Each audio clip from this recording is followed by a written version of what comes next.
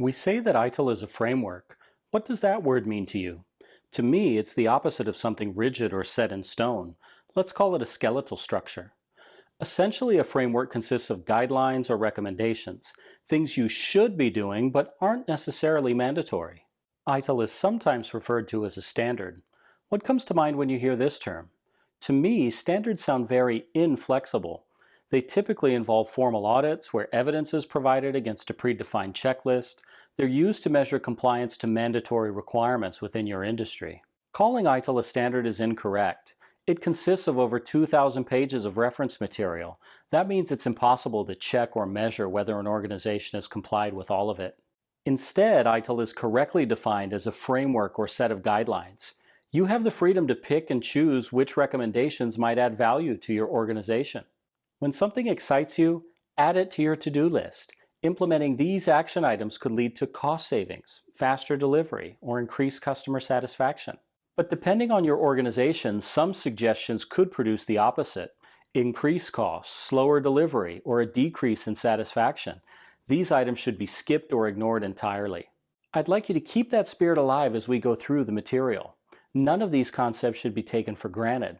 ITIL is very flexible, and common sense should govern how to adapt it to your specific needs. We also say that ITIL is best practice guidance. But what does that mean? It sort of implies that ITIL describes the best way to operate in all circumstances. What best practices actually represent are the shared knowledge of global organizations that manage IT for a living. It's a mishmash of guidance from across the industry. There's a misconception about ITIL. Some say it's a utopian way of structuring IT that isn't compatible with real life. Well, let me reassure you, nothing could be further from the truth. Instead, it's based on the trial and error of leading IT organizations like Accenture, IBM, HP, and Carnegie Mellon University. We're essentially benefiting from their past experience. But what works for HP may not be applicable in the context of your environment. That's why we want to evaluate these topics with a healthy skepticism. We also say that ITIL is the most widely used approach to IT service management in the world. That's a little bit of self-promotion, but I would say that ITIL is the only non-proprietary framework that's out there.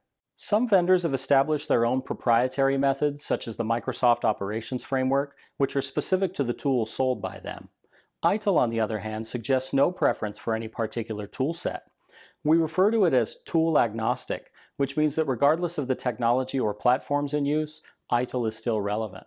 ITIL is also relevant to all IT organizations, whether small or large. In fact, I'd argue that implementing these practices on a smaller scale is easier as there's less political resistance. Once success can be demonstrated, expanding to other teams or geographies can follow.